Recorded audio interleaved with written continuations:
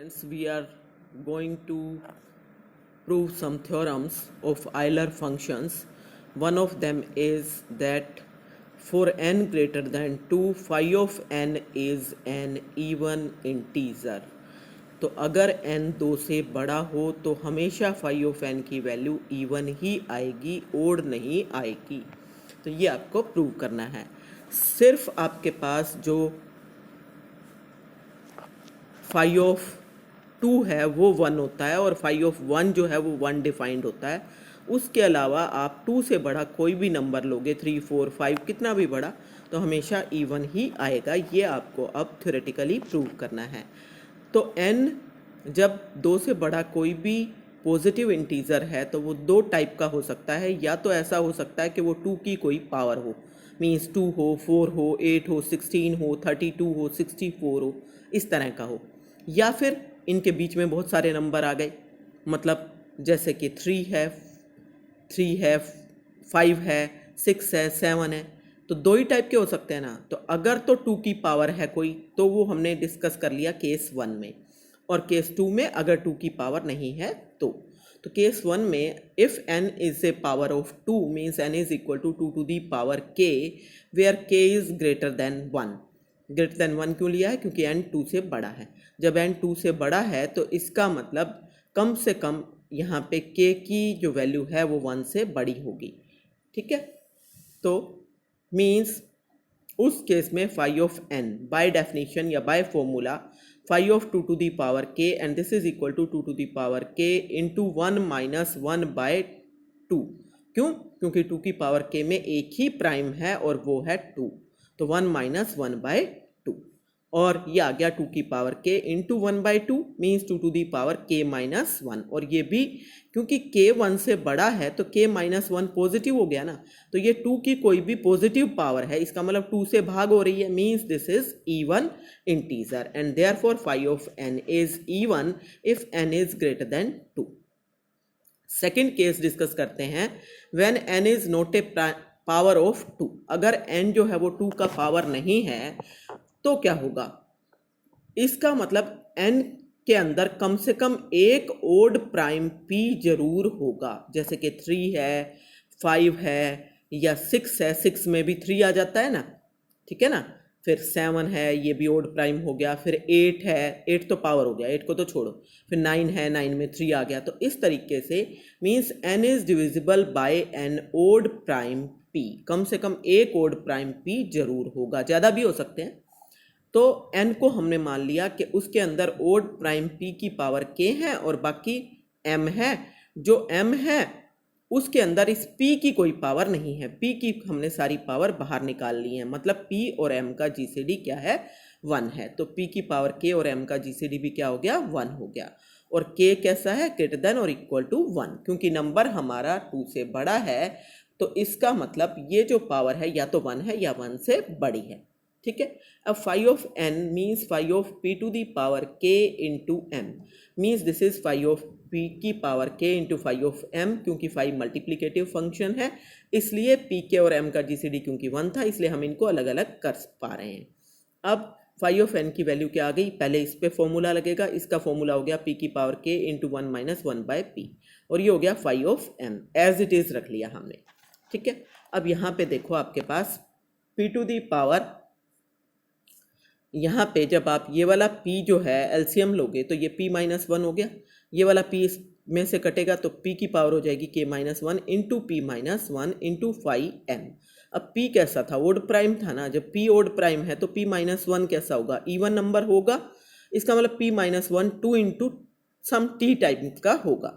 Therefore phi of n क्या आ गया? इसकी वैल्यू पुट की 2t p की power k minus 1 into 5m means E1। Means आपके पास जो phi n है वो क्या आ गया? E1 आ गया, क्योंकि 2 का मल्टीपल आ चुका है when n is greater then 2। तो दोनों केसेस में आपके पास ये आ गया कि अगर n की वैल्यू 2 या 2 से बड़ी है तो उस केस में क्या होगा? आपके पास phi ऑफ n की वैल्यू जरूर E1 होगा। अब एग्जाम्पल देखो इसी पे based, find all possible values of n which satisfies phi of n equal to 23। इस तरह के क्वेश्चन आपको 2 नंबर में 4 नंबर में ज़रूर आते हैं, सिर्फ आपको कंफ्यूज करने के लिए हैं।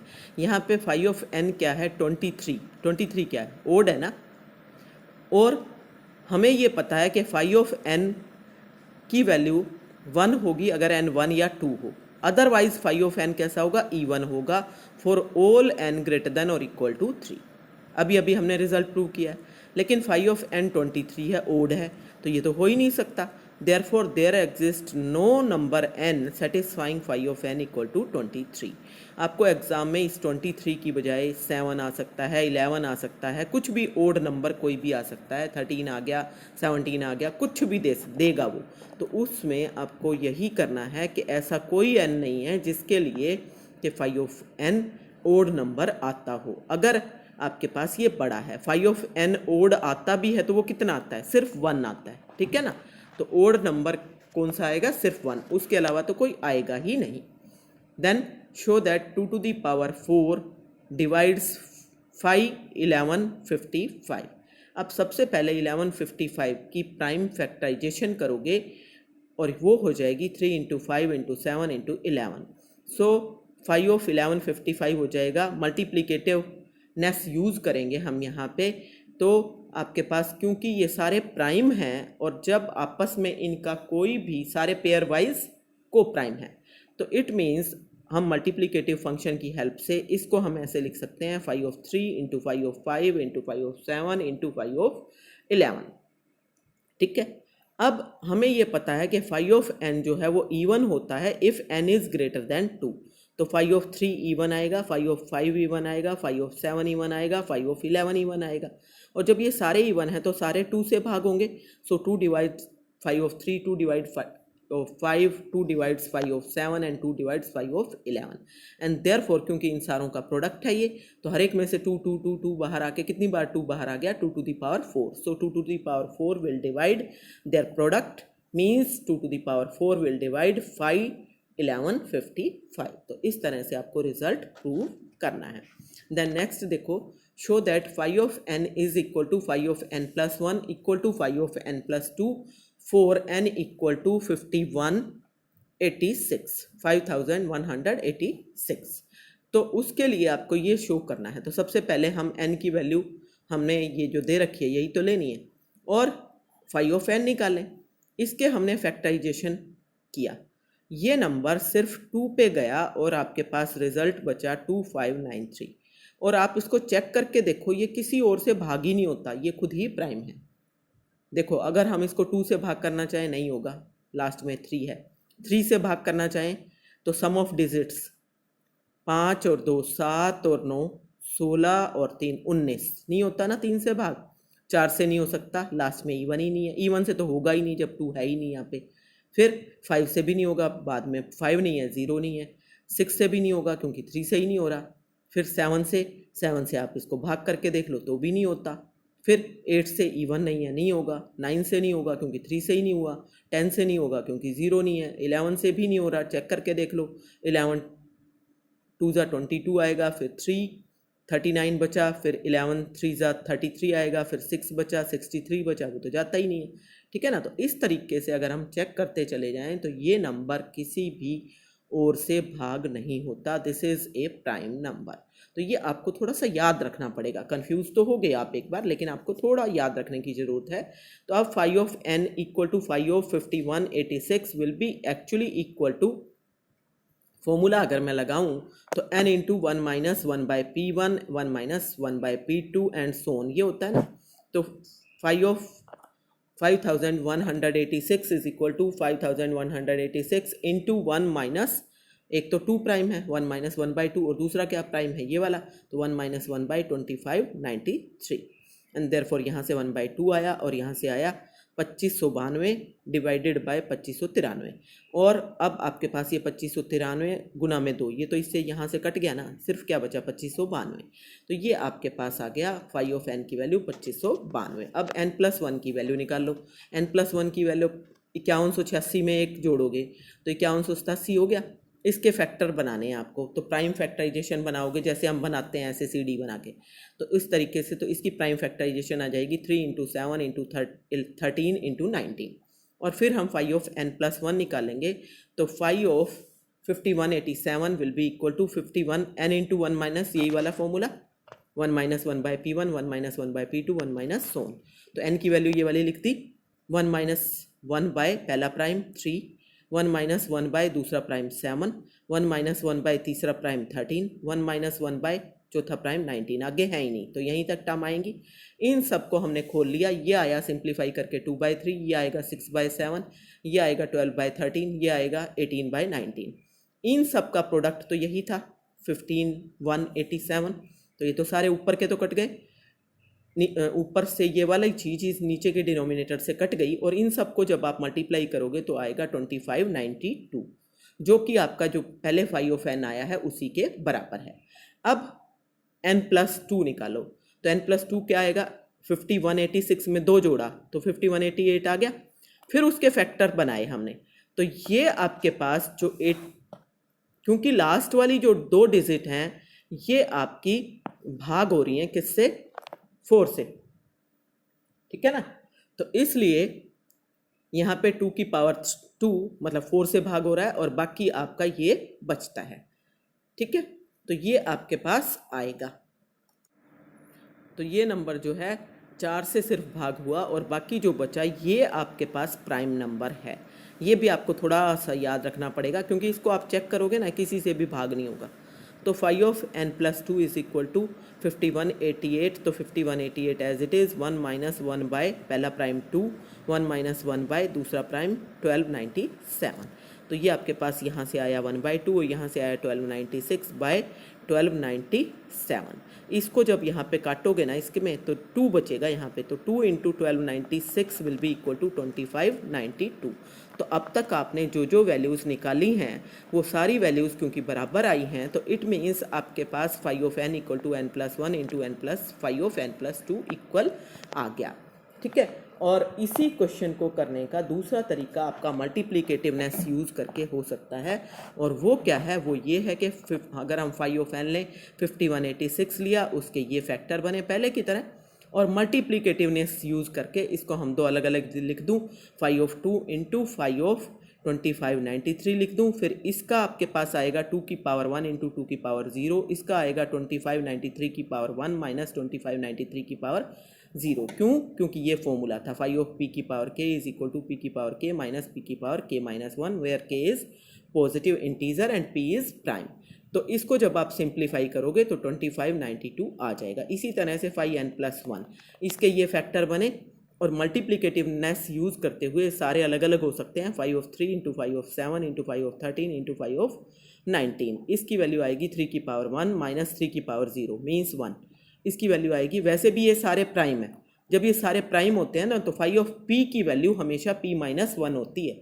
तो ऐसे भी लिख सकते हो, दिस इज 3-1, p-1 हो गया ना, 7-1, और ये हो गया 13-1, क्योंकि ये सारे प्राइम है। अगर प्राइम ना हो, जैसे 2 की पावर ज़्यादा आ जाए जो कि प्राइम ना हो, जैसे कि अभी आएगी आगे, तो उस केस में आपको यही वाला फॉर्मूला लगाना पड़ेगा। ये वाला वैसे जनरल फॉर्मूला है, आप प्राइम में भी लगा सकते हो, बिना प्राइम में भी, तो आप इसी को लगाओ तो आपके पास ये आ जाएगा, और इसको सिंप्लीफाई करके फिर से 2592 आएगा। और फाई ऑफ n+2 अगर आपने लिया तो उसके फैक्टर बने आपके पास 2 की पावर 2 इंटू 1297, लेकिन 4 और 1297 का GCD क्योंकि 1 है तो मल्टीप्लिकेटिवनेस यूज़ की, तो फाई ऑफ 2 की पावर 2 फाई ऑफ 1297। तो फिर से आपके पास वही वाला फॉर्मूला लगाओगे, 2 की पावर 2 माइनस 2 की पावर 1, यहाँ पे 1297 की पावर 1 और 1297 की पावर 0 मीन्स 1, और इसको सिंप्लीफाई कर लोगे। तो इस तरह भी आप क्वेश्चन कर सकते हो, ठीक है।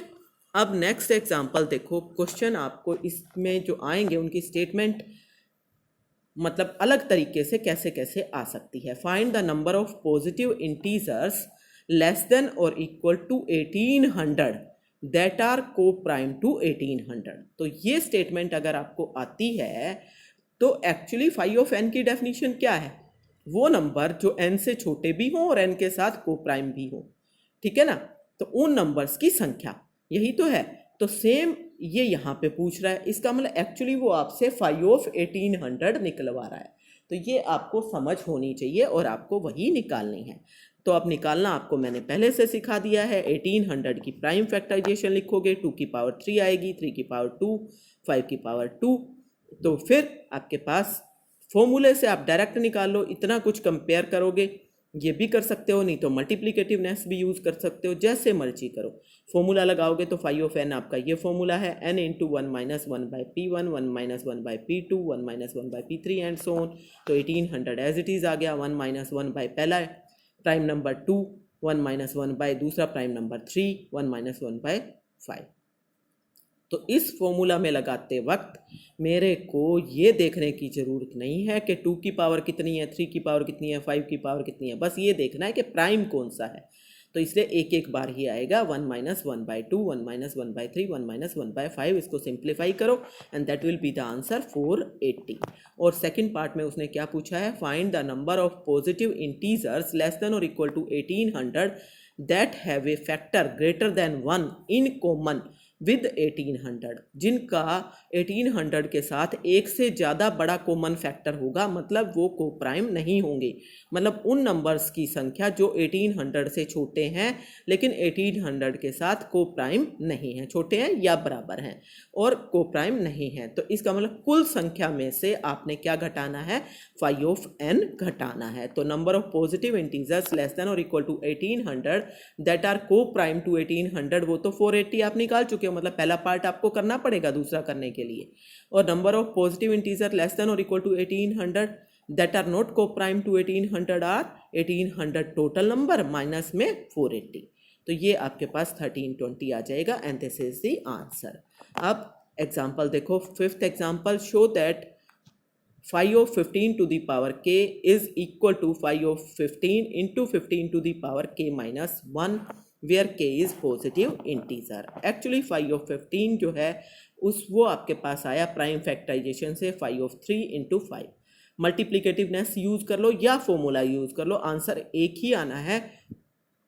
यहाँ इसने मल्टीप्लिकेटिवनेस यूज़ कर रखी है तो ये आपके पास आ गया phi of 3 into phi of 5 और ये आ गया, दोनों प्राइम है तो 3 minus 1 into 5 minus 1 means 2 into 4 means 8 आपके पास आ गया। तो 515 की वैल्यू आ गई 8।